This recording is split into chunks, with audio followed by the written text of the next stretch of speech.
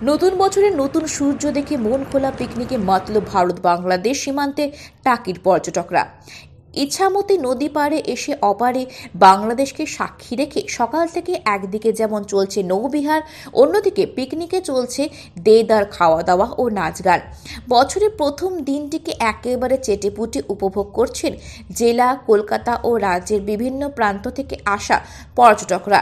একদিকে মিনি সুন্দরবন, অন্যদিকে রাজবাড়ি ঘাট, পাশাপাশি পূবের রাবাড়ি ও জোড়া মন্দির সহ টাকির ইকো পার্কেও ভিড় জমাচ্ছেন আবাল বৃদ্ধ বনিতারা।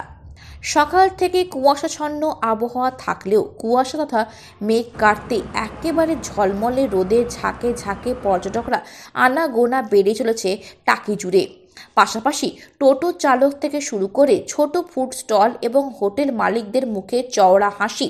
নলেন গুড়, পাটালি ও মধু কিনতেও পর্যটকরা ভিড় জমাচ্ছেন বিভিন্ন স্টলে। একদিকে যেমন 2024 শেষ রাত থেকেই বেড়েছে শীতের প্রকোপ। নতুন বছরে ভোর থেকে শীতকে একেবারে আঁকড়ে মানুষ দেদার আনন্দ উপভোগ করছেন।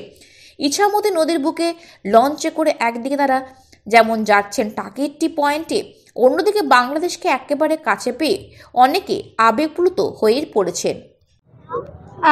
আজকে নিউ ইয়ারের দিন আমরা এসেছি এখানে ইচ্ছামতি নদীর ধারে নতুন বছরের নতুন সূর্যটা দেখছি। খুবই ভালো লাগছে। শীতকালের মনোরম পরিবেশ, সকালে ঠান্ডা হাওয়া, কাঁপতে কাঁপতে সকালবেলা উঠে চলে এসেছি, কিন্তু ভীষণ ভালো লাগছে, ভীষণই ভালো লাগছে। দারুণ পরিবেশ।